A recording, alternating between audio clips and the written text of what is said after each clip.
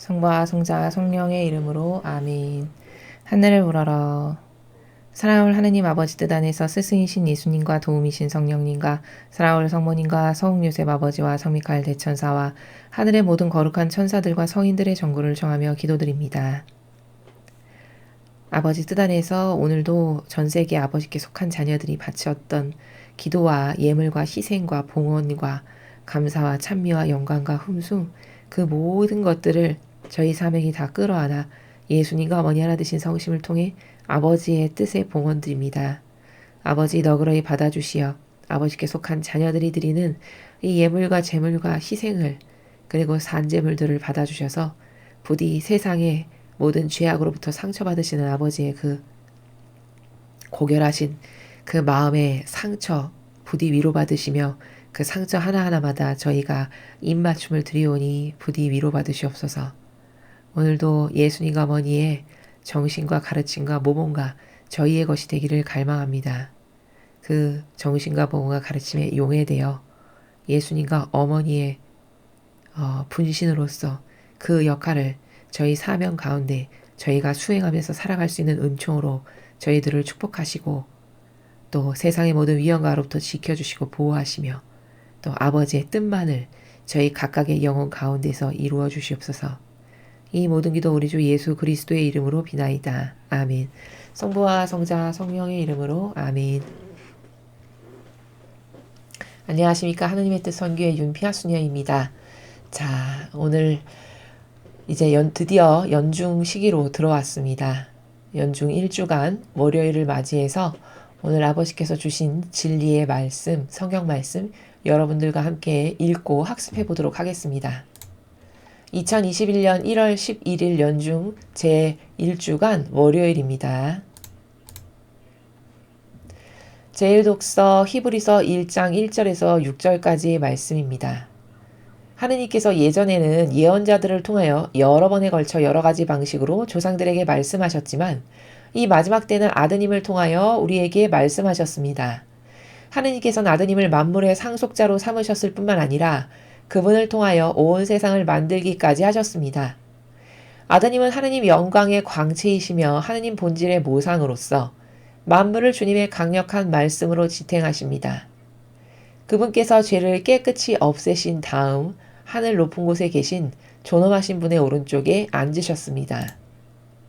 그분께서는 천사들보다 뛰어난 이름을 상속받으시어 그만큼 그들보다 위대하게 되셨습니다. 하느님께서 천사들 가운데 그 누구에게 너는 내 아들, 내가 오늘 너를 낳았노라 하고 말씀하신 적이 있습니까? 또 나는 그의 아버지가 되고 그는 나의 아들이 되리라 하고 말씀하신 적이 있습니까?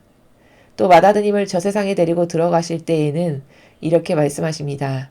하느님의 천사들은 모두 그에게 경배하여라.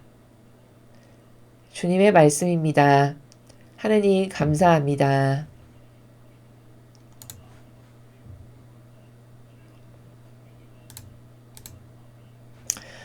자,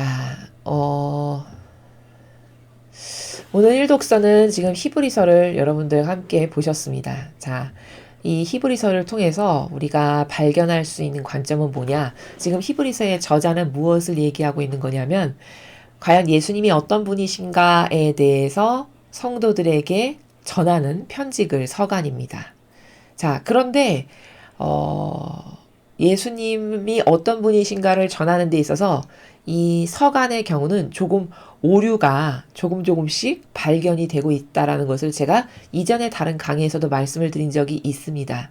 그것은 시대적으로 예수님을 이해하는 어떤 한계성도 있고요.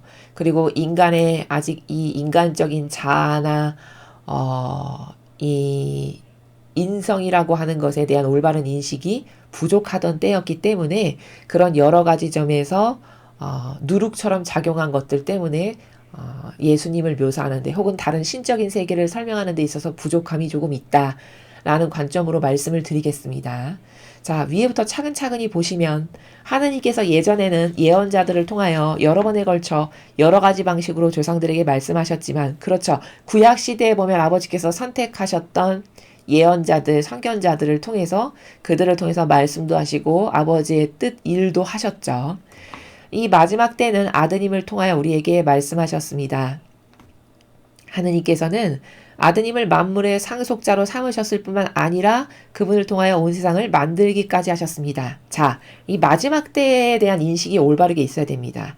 마지막 때는 매번 있었습니다. 매번. 자, 그 시대마다 있었습니다. 무슨 말이냐면 소돔과 고모라 때도 그 당시에 살아가는 사람들에게는 그게 마지막 시대였고요. 노아의 방주 시대도 그 당시에 살아가던 그 사람들에게는 그게 바로 마지막 시대였습니다. 왜? 멸망하고 다시 새롭게 아버지께서 창조를 하셨으니까요. 인류를 새롭게 만드셨죠. 또 예수님이 오셨던 그 시대도 마지막 시대야. 구세주가 오신댔어. 그리스도가 오신댔어. 하고 그들이 열망했고 진짜 이스라엘이 예수님이 다녀가신 뒤 약 40여 년 후인 AD 70여 년경에 망했죠. 그러니까 그때도 그게 또한 마지막 시대입니다. 이렇게 마지막 시대는 어떤 고정적 관점으로 딱 하나에 국한돼서 이해를 할 수 있는 것이 아니라 늘 있었다. 그 시대마다. 이렇게 이해를 하는 게 맞고, 자, 그런데 그 마지막 때에는, 이 마지막 때는 예수님이 오시는 바로 그 마지막 때, 예수님이 이스라엘에 오셨던 그 마지막 때를 말하는 거죠. 그래서 예수님이 진짜 오셨어요. 그쵸?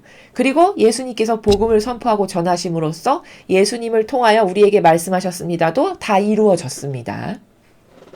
그리고 하느님께서는 아드님을 만물의 상속자로 삼으셨을 뿐만 아니라 그분을 통하여 온 세상을 만들기까지 하셨습니다. 자, 이 말은 무슨 뜻이냐면 만물의 상속자로 삼으셨다라는 것은 예수님의 인성을 두고 말씀하시는 거죠. 인성적인 예수님. 그러나 그분을 통해서 온 세상을 만드셨다. 이것은 예수님이 창조주로서 온 인류를 만드셨다라고 하는 그리스도인 신성. 그 인성과 신성을 말씀하시는 것이다. 이렇게 이야기할 수 있습니다. 아드님은 하느님 영광의 광채이시며 하느님 본질의 모상으로서 만물을 주님의 강력한 말씀으로 지탱하십니다. 그렇죠. 예수님께서 아버지의 영광을 드러내서 펼쳐 보이시는 세상에, 그래서 와서 수많은 기적과 표징과 이적들과 말씀도 가르치고 전하시고 수많은 하느님의 영광을 드러내시는 광채이셨죠. 또 하느님 본질의 모상으로서, 그렇죠. 하느님 본질의 모상이라는 것은 참된 자체이신 아버지의 모상을 그대로 지니셨잖아요. 그리스도라고 하시는 그 참된 자체인 신성, 그 모상이시고 또 만물을 주님의 강력한 말씀으로 지탱하십니다. 말씀으로 온 우주 만물을 창조하셨죠. 그 말씀으로 경계를 다 만드셨습니다. 그러니까 이 말씀으로 온 우주를 지탱하시는 게 맞죠. 그분께서 죄를 깨끗이 없애신 다음 하늘 높은 곳에 계신 존엄하신 분의 오른쪽에 앉으셨습니다.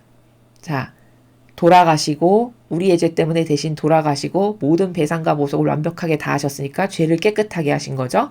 그렇게 다 완벽하게 배상과 보속을 하신 다음 돌아가셨고 그리고 사흘 만에 부활하셔서 이제 승천하셔서는 하느님 오른쪽에 앉아 계신다. 이 이야기를 하고 있는 겁니다. 그분께서는 천사들보다 뛰어난 이름을 상속받으시어 그만큼 그들보다 위대하게 되셨습니다. 자, 여기부터 오류가 발견되기 시작합니다. 자, 그분께서는 천사들보다 뛰어난 이름을 상속받으시어 그만큼 그들보다 위대하게 되셨습니다. 여러분, 예수님을 천사와 비교한다는 게 이게 맞는 걸까요? 비교급이? 맞지 않죠. 온 우주 만물을 창조하신 분이 예수님이세요. 실제적으로 말씀으로 창조하셨기 때문에 그 말씀에 해당하시는 분이 성부이신 예수님이시란 말입니다. 그럼 창조주이신데 감히 그 창조주를 이 천사도 다 그럼 예수님께서 만드신 거잖아요. 그럼 창조주를 감히 천사와 비교를 한다. 비교급으로 천사보다 뛰어난 이름을 상속받으시어 위대하게 되었다. 이 비교한다라는 이것 자체가 예수님에 대한 이해가 참 부족했다라는 것을 여기서 볼 수 있다라는 거예요. 4절, 5절, 6절 다 지금 천사랑 비교급으로 이야기하시는 거거든요. 예수님을. 그래서 천사 가운데 누가 예수님처럼 너는 내 아들 내가 오늘 너를 낳아노라 이런 말을 들은 천사가 과연 있냐. 또 천사 중에 나는 그의 아버지가 되고 그는 나의 아들이 되리라 이런 말을 들어본 천사가 있냐. 아무도 없지 않냐. 고로 위대하다. 뭐 이렇게 비교급을 해서 예수님이 훌륭하시다라는 것을 설명하려고 한 의지가 보이기는 하나 이 당시의 영성이 이 당시에 예수님을 이해하는 어떤 정신이 부족했기 때문에 예수님을 천사와 비교급으로 놓고 부연 설명을 한다는 것 자체가 맞지 않고 격에 그리고 온 우주 만물을 만드신 창조주이신 그분을 이렇게 피조물인 어떤 것과 비교해서 설명을 하고 뭔가를 입증한다는 것 자체가 예수님이 어떤 분이신지를 아직 이 저자가 잘 깨닫지를 못하는구나. 그분의 신성에 대해서 그분이 온 우주 만물을 만드신 창조주의자 말씀이시라는 것에 대해서 인식이 부족하구나라는 것을 발견할 수 있죠. 그런데 그 인식이 부족한 것은 여러 가지 이유가 있을 수 있죠. 시대적 한계 때문에. 성화의 시대가 아니잖아요. 그쵸? 지금과 같은 이런 영적인 진리가 더 발전적이고 고도화된 이런 지식을 알지 못했을 때고 그리고 이때는 인간적이라는 것, 자아라는 것을 없애고 예수님과 어머니의 정신이 나의 정신이 되기 위해서 살아야 된다라고 하는 영성이 아직 모르던 때입니다. 그렇기 때문에 이렇게 인간적인 누룩이 무엇을 설명하고 입증하는 것에서조차도 인간적인 인성의 나라에서 설명하고 펼친다는 것을. 그래서 거기에 자기도 모르게 누룩이 이렇게 끼어들어서 적절하지 않은 비교급을 통해서 예수님을 설명하려고 했구나라는 요 정도의 부족함이 있다. 시대적 한계와 인간적인 것을 배제하지 못한 이런 부족함으로 인해서 이런 것이 맞지 않다 격에 라는 것을 여러분에게 덧붙여서 말씀을 드립니다. 자, 계속해서 오늘 주신 복음 말씀 함께 보시겠습니다. 마르코복음 1장 14절에서 20절까지 말씀입니다. 주님 영광 받으소서. 요한이 잡힌 뒤에 예수님께서는 갈릴레아에 가시어 하느님의 복음을 선포하시며 이렇게 말씀하셨다. 때가 차서 하느님의 나라가 가까이 왔다. 회개하고 복음을 믿어라. 예수님께서 갈릴레아 호숫가를 지나가시다가 호수에 그물을 던지고 있는 시몬과 그의 동생 안드레아를 보셨다. 그들은 어부였다. 예수님께서 그들에게 이르셨다. 나를 따라오너라. 내가 너희를 사람 낚는 어부가 되게 하겠다. 그러자 그들은 곧바로 그물을 버리고 예수님을 따랐다. 예수님께서 조금 더 가시다가 배에서 그물을 손질하는 제베데오의 아들 야고보와 그의 동생 요한을 보시고 곧바로 그들을 부르셨다. 그러자 그들은 아버지 제베데오를 사꾼들과 함께 배에 버려두고 그분을 따라 나섰다.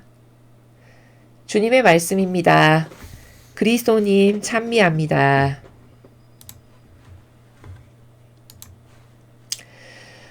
자,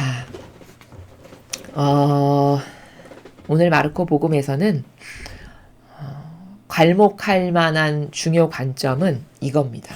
자, 사람이 생각하는 것과 참 많이 다른 게 뭐냐면 여기 이제 제자들을 부르시는데요.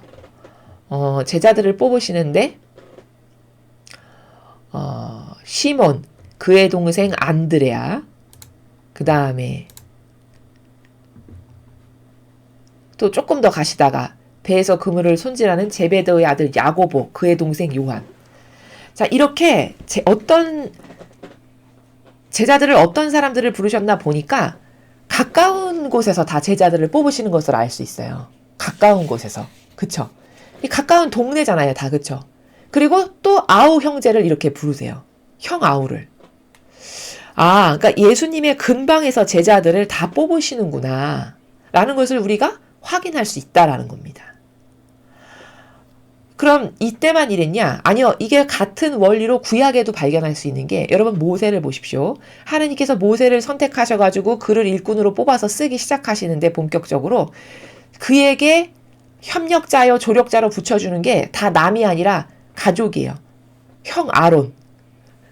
게다가 따라다닌 사람도 미리암, 다 누이, 다 이런 가족 단위 가까운 친인척 단위로 뽑으셔서 그들을 하느님의 그 일을 하는 일꾼이고 협력자고 조력자로 다 이렇게 가까운 근방에서 가까운 근친에서 뽑아서 일꾼으로 쓰신다는 것을 우리가 구약에서도 발견할 수 있죠. 근데 예수님도 오늘 그렇게 형하고 동생 또 그 가까운 동네 사람들을 다 뽑으시는 거를 볼 수 있다라는 겁니다. 그러면 왜 그렇게 뽑으셨을까? 무슨 원리 때문에? 자, 여러분, 이 하느님의 일을 한다라는 것은 가장 중요한 게 뭐냐?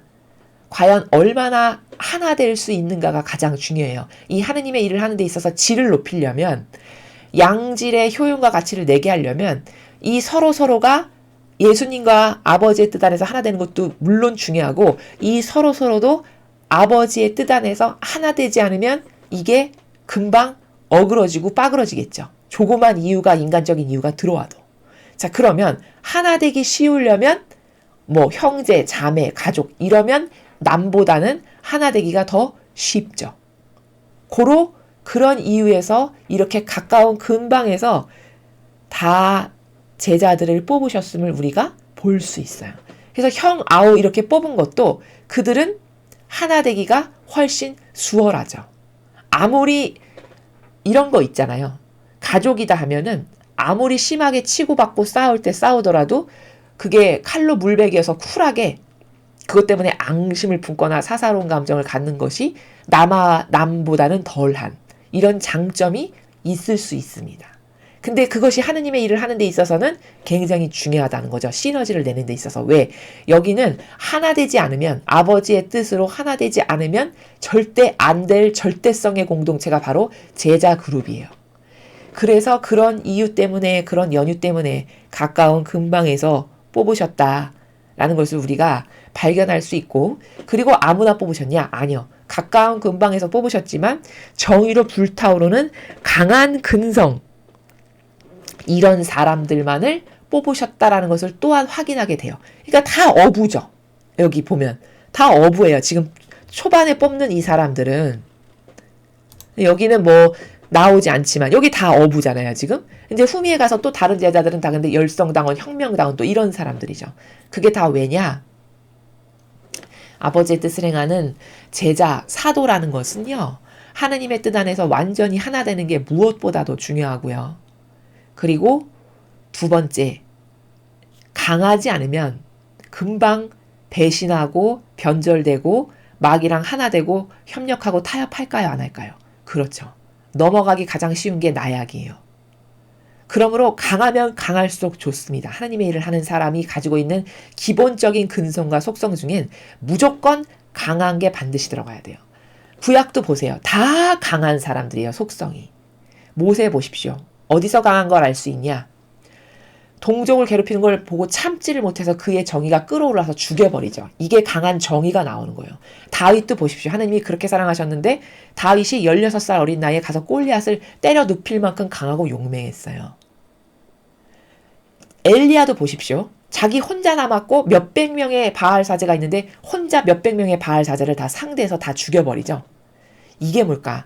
여기에 벌벌벌벌 떠는 나약과 비겁함의 정신이 있다면 절대 이런 하느님의 일은 다 악과 싸우는, 전쟁을 치르는 사람들이고 마귀랑 싸우는 것, 이런 의무가 있는 사람들인데 그런 일을 수행할 수가 없어요. 그래서 무조건 강한 근성과 속성 있는 사람을 뽑을 뿐더러 하나 될 수 있는 최대한의 여건 가운데서 이렇게 고르신다라는 것을 오늘 우리가 발견할 수 있다라는 겁니다. 자, 그리고 또 하나 여기서 볼 수 있는 건 뭐냐면, 여기 보니까 제자들을 뽑으시는 시점이 요한이 잡힌 뒤에 본격적으로 뽑기 시작하세요. 요한이 잡힌 뒤에. 그럼 저 요한이 누굽니까? 예, 세례자 요한이에요. 세례자 요한이 왜 잡혔어요? 가서 동생의 아내를 차지하는 건 옳지 못합니다. 라고 헤로데에게 바른 말을 했죠. 그래서 그것에 안가품을 한 왕이 감옥에 쳐넣으라고 해가지고 결국에는 잡혀서 거기서 목이 처지는 이런 형벌을 받아서 죽게 되잖아요. 바로 그 잡힌 뒤에 라는 게 지금 세례자 요한이 그렇게 감옥에 갇히게 된 거예요. 그리고 나서 예수님께서는 본격적으로 이제 내가 본격적으로 주도적으로 나서서 하지 않으면 안 되겠다라는 것을 인지를 하시고 그때부터 본격적으로 제자도 뽑고 하느님의 일을 본격적으로 하신 것을 우리가 볼 수 있어요. 이렇게 앞뒤 정황을 보고 분별할 수 있다라는 겁니다. 자, 그리고 여기 보면 때가 차서 하느님의 나라가 가까이 왔다. 회개하고 복음을 믿어라. 자, 이건 뭘까? 선포하시는 거예요. 선포. 자, 이제 얘들아, 이제 하나님의 나라가 가까이 올 때가 됐어. 회개하고 복음을 믿어라. 예수님께서 친히 선포하셨으므로 이제 선포된 이때부터는 예수님을 믿는 사람은 다 구원받는다라는 말씀을 15절에 이렇게 하시는 거예요. 어떤 말씀이 그분의 입에서 나갔죠. 이거 사람이 말하는 것하고는 달라요. 왜? 말씀으로 창조하신 분이시기 때문에 그 말씀에는 생명력이 있고 힘이 있고 말씀 자체가 법이고 진실이고 사실이고 진리예요.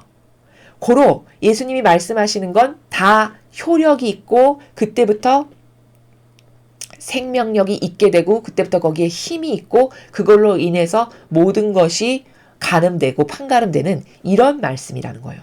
그러므로 이제 회개하고 복음을 믿어라라고 선포하셨다라는 것은 뭘까? 아, 이제부터는 예수님을 믿는 사람은 다 회개하고 복음을 믿어라라고 선포하셨기 때문에 그대로 회개하고 복음을 믿으면 구원받을 수 있다라는 것을 여기서 15절에서 또한 발견할 수 있다는 겁니다. 자, 그래서 오늘 우리는 일독서를 통해서는 그 히브리서의 한계, 예수님이 어떤 분이신가를 묘사하는 데 있어서 한계가 있었는데 그건 시대적 한계, 또 인간적이라는 것을 배제하는 것이 뭔지 몰랐던 이런 영성의 한계, 또 자신을 배제시키는 것을 할 줄 몰랐던 이런 한계, 그런 누룩들 때문에 이렇게 예수님을 어떤 분이신지 증언하고 묘사하는 데 있어서 천사와 비교급으로 한다라고 하는 이런 부족한 부분이 있었다라는 것. 서가는 이런 부족함이 군데군데에서 보인다라는 것을 여러분이 인지하시고 성경을 읽으시면 더 오해와 부작용이 없이 읽으실 수 있습니다. 그리고 복음은 예수님께서 주된 내용은 이제 제자들을 뽑으시는 건데 보니까 타이밍이 세례자 요한이 갇히고 나니까 그때부터 더 본격적이고 더 직접적으로 나서서 하시고 제자도 뽑으시고 이렇게 하시는 거를 보면 이제 세례자 요한이 얘가 사명이 끝났다라는 것을 직감하시고 아시고 그렇게 하셨다라는 것을 발견할 수 있고요.